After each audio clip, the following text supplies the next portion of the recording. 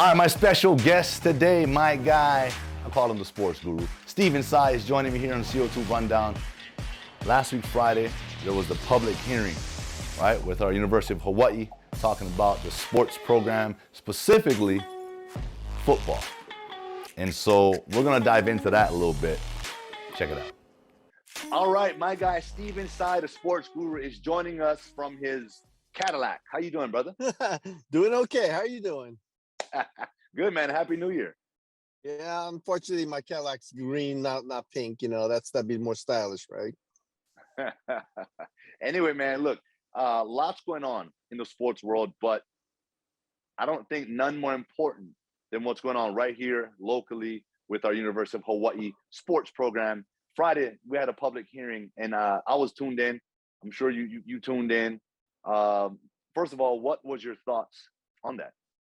My thoughts is nobody won in that. Nobody won. The university looks bad. I think the legislators look bad because you have enough things to go by where there are enough problems at UH where they could have just addressed that. I think probably this could have all been addressed back in the old days. You just take them into the back room and say, what the heck's going on? And what are your steps to fix these things? That didn't happen. I think they kind of, it was an ambush, but the roots of it were, there were some problems that need to be addressed. And I think they could have addressed it in a way where everything, I think some of the testimony was not accurate, but most of it was. And I think that's the problem you have, is that they could have eliminated all that. I think it was just an ambush, but I think it made everybody look bad. And I think it made the university look bad. The university does have some problems. They had some problems. Did they do enough to correct it? I don't know. Is this fixable? I don't know. This is a hard thing to do because this became a national story and it's hard to undo that. And then there were internal problems that were made public by the players. That's a problem, especially if you're trying to get new recruits and things like that. The problem, though, is that UH's response was they started talking about the external problems that probably other people didn't know about. So now all you hear are the internal and the external problems. And I think it's going to take a long way to fix this.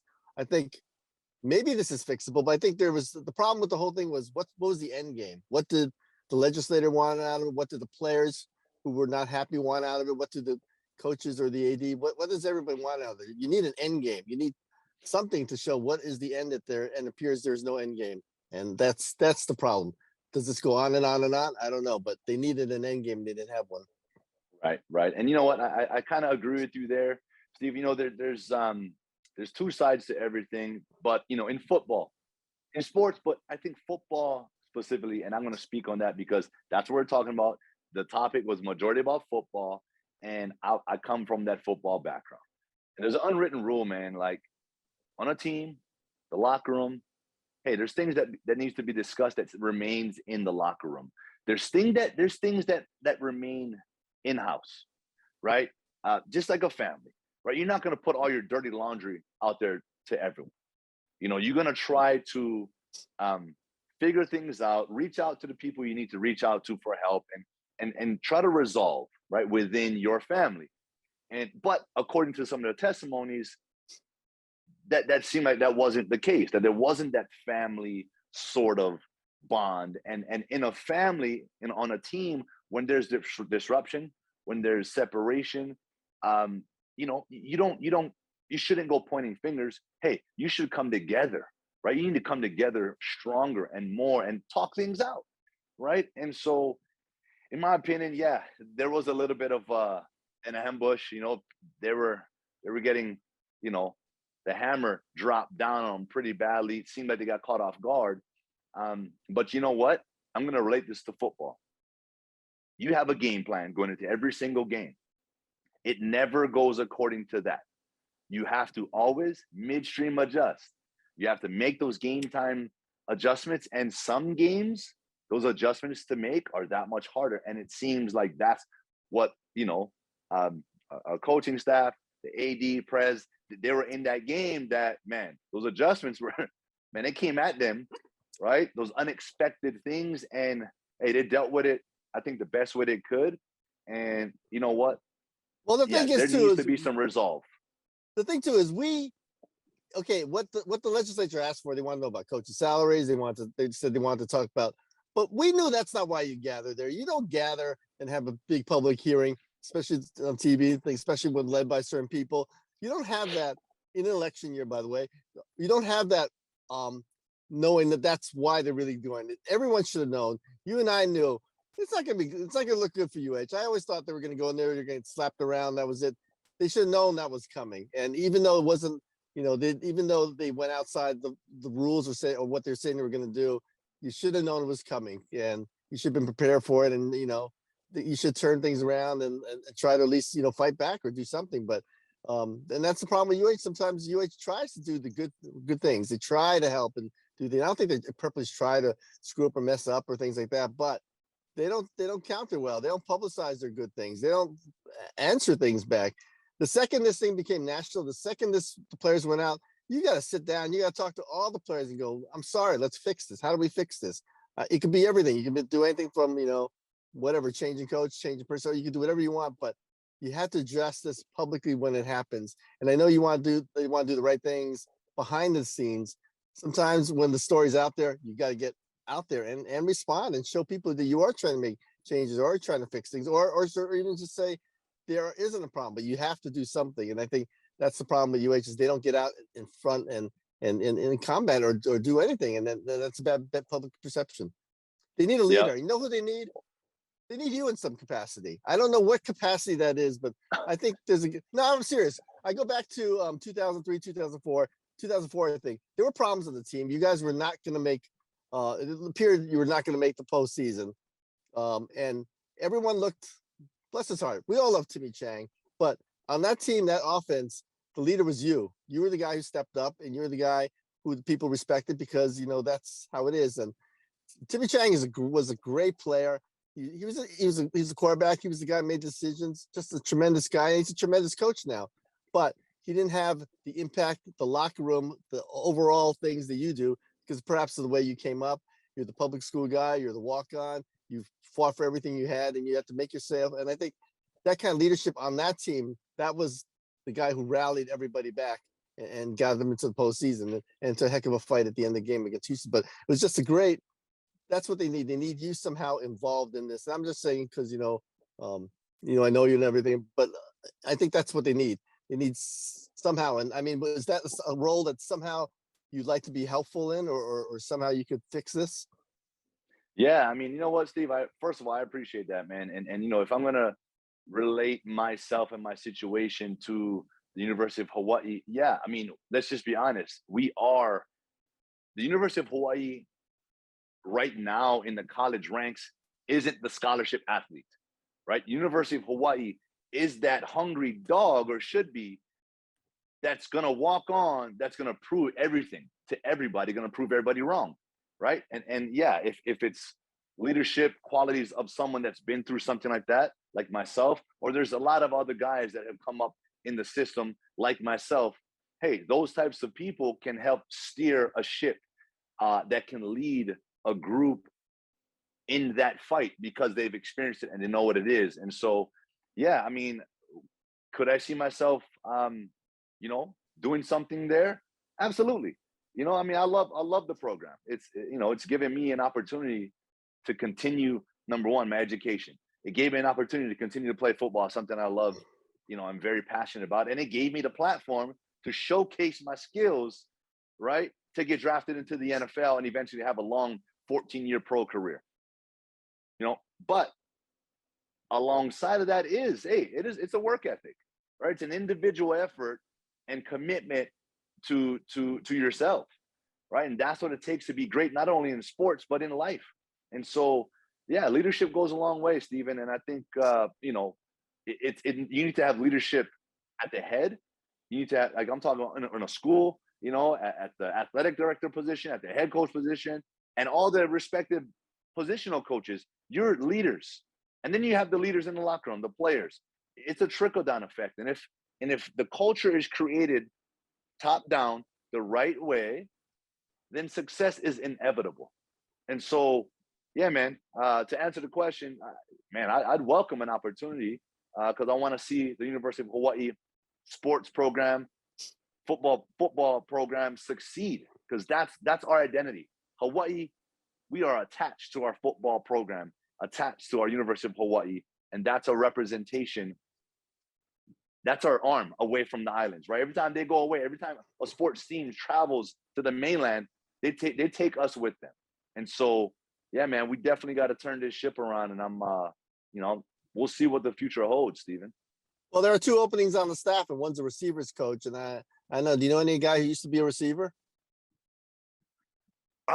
Man, I mean, I don't know. I know a guy that made game-winning one-handed catches. I don't know if you can see the shirt though, but I didn't wear this today. I just wore this because I was like, man, it's game time. It's college football championship day. It's a lot going on. And I figured, you know what, it's time to kind of turn up and be a game breaker, a playmaker, game changer.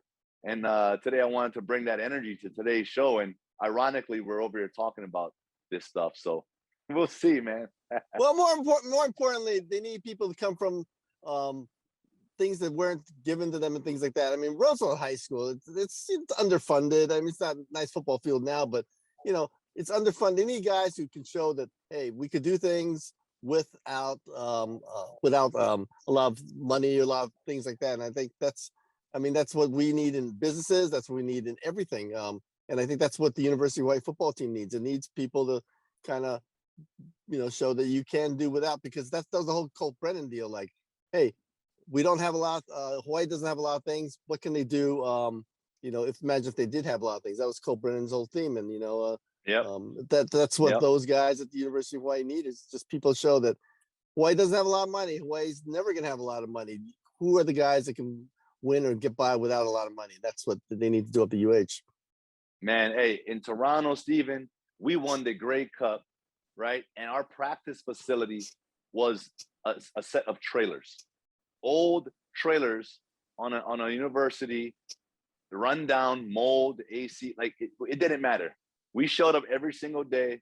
We came together, we practiced hard, we had a family culture, and we believed, right? But it wasn't the facility. The facility didn't identify who we were as a team, right? We are in control of that. Your facility doesn't guarantee you success.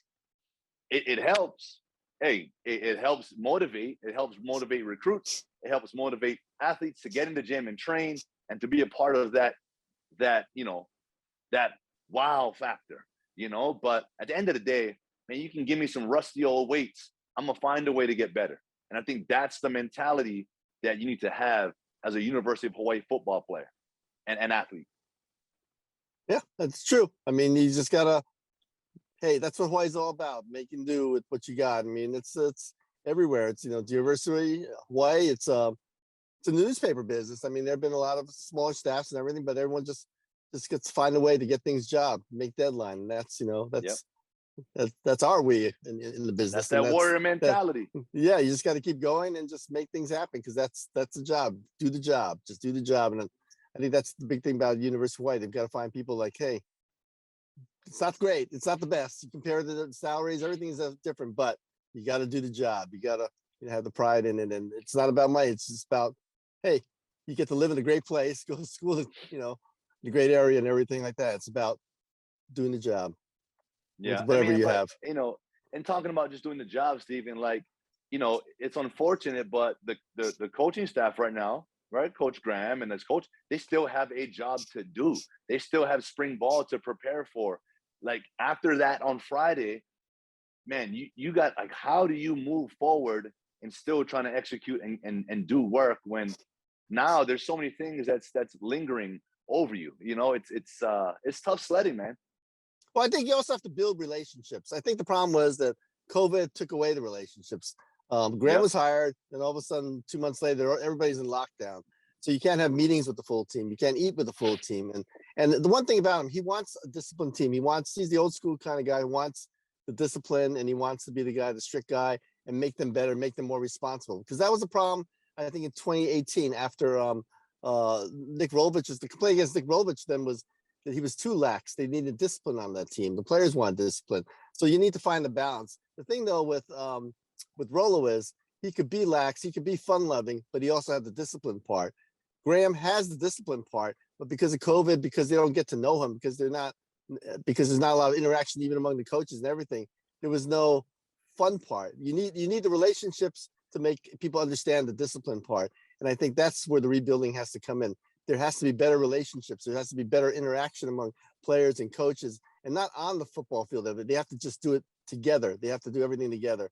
And I think that's, I think that's the way it's got to be. It's got to be, you can't be hard on a guy unless you understand where it's coming from. And that part, because of COVID or whatever reason, it could be his personality, whatever, that wasn't apparent. And that's got to be fixed. You can't, one of those things, you can't discipline a guy until you actually show that there's the love there. And I think the love part's got to come through. And hopefully it was just COVID based, and but if it's not, that's got to be fixed. But that was a problem. I think the COVID isolation problem was a big problem. Yeah, I agree. So hey, lesson here. Hey, let's live and lead with more aloha, and let's move on from 2021 and 2020 and 2021 COVID. Let's start to move forward. And I think living and leading with aloha is it's a great start. So look, Stephen, I appreciate you so much, man. We'll see. I know they're meeting, the Board of Regents is meeting on the 20th. And, in my head, I'm scratching. I'm like, okay, why can't we meet sooner? Why can't they get it done sooner? They brought up, hey, is there a sense of urgency? You move things around. Like, this is something that's of the utmost importance. And I think, but maybe they need the time to sort of debrief and prepare a thing. So we're going to hear more after the 20th. But in the time being, we'll just continue to work and grind.